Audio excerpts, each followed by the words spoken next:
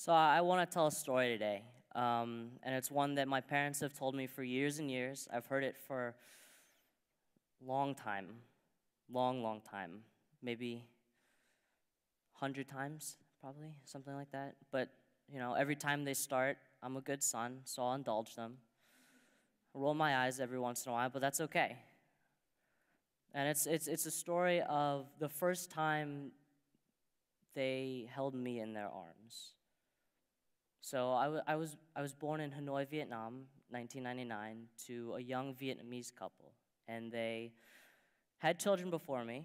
So, I think they knew what they were doing, but they weren't well off. They didn't have a lot of money, and so they decided to give me up for adoption. And that's just something that happens every once in a while, and, it's not because they didn't love me. I actually think it's quite the opposite. I think they had too much love for me, despite just being born, and they didn't feel that it was fair for them to put me in a position where they had to divide their love between multiple children. So anyways, my parents, they would always start the same way. They would tell me how young Vietnamese woman, Tiny, would pull up in a van, 1999 in Hanoi. There are no seat belts, no booster seats, nothing like that. So she would pop out of the front seat, holding me in her arms, would rush over to my parents in the lobby of the hotel, and would sort of just hand me off, just like that.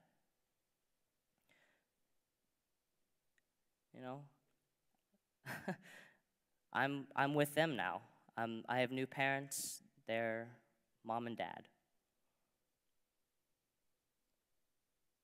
But something my adoptive father, always used to tell me when I was younger, and still does today, he loves telling me the story and reminding me how me wrapped in a little onesie with my Rattler and some baby formula reminded me of a little FedEx package. He would call me that. It felt like every day when I was growing up. It probably wasn't, but he would do that. So, how most of you get, oh, you got dropped off on the doorstep of your parents by a stork? Yeah, I got FedEx package, all right, people? So that's what I had to grow up with. No, I love my parents. I do. I really do. They're special people. But they're not the only ones. My adoptive parents are just as special. They made a real sacrifice, giving up their child so that I might one day be standing in front of all of you, telling my story, how I was afforded an extraordinary opportunity, how I took advantage of this opportunity to make something of myself, not only to better those around me, but myself as well. So my parents, they would end the story, they would always end the same way. They would finally come back and they would tell me the final words that my birth parents told them when they met for the first and final time. Roughly translated, it goes like this: promise us you will do everything in your power to get that boy the best education possible. Imagine that. Think about that.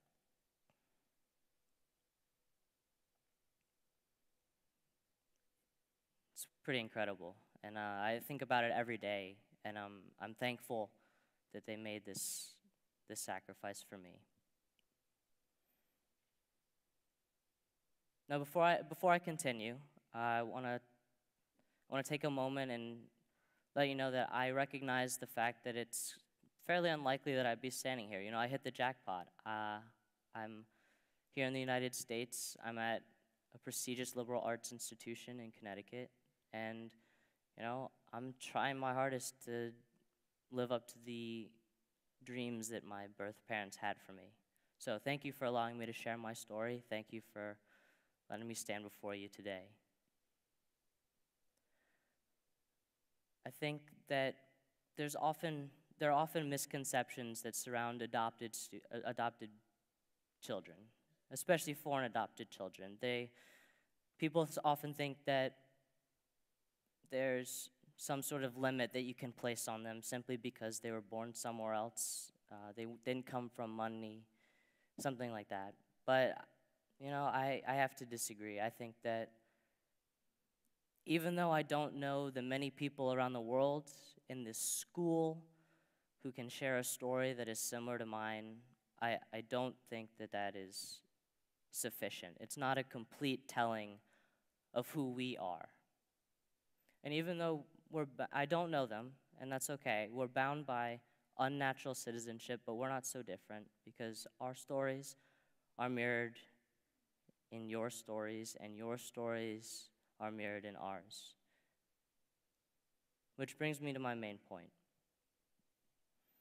I believe in storytelling. The power of a story cannot be underestimated. It's something that is a beautiful, beautiful thing. It really is. We all have one within ourselves. We all are writing our story each and every single day with our actions, with our words, the way we interact with other people. We all do it every single day.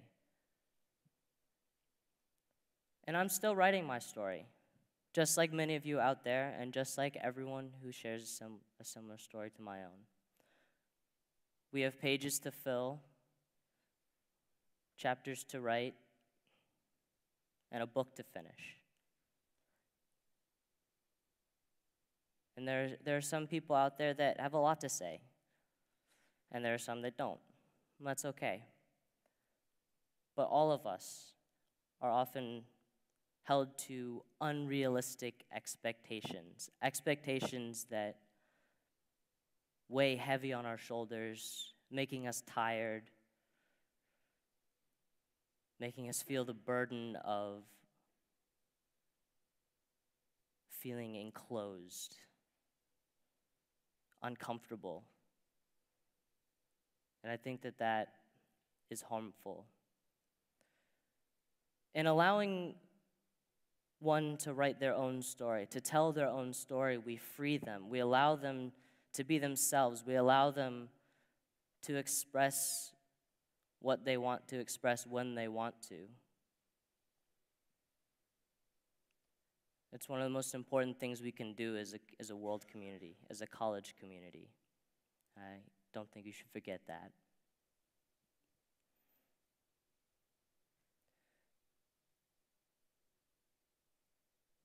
The unexpected beauty of ignorance is not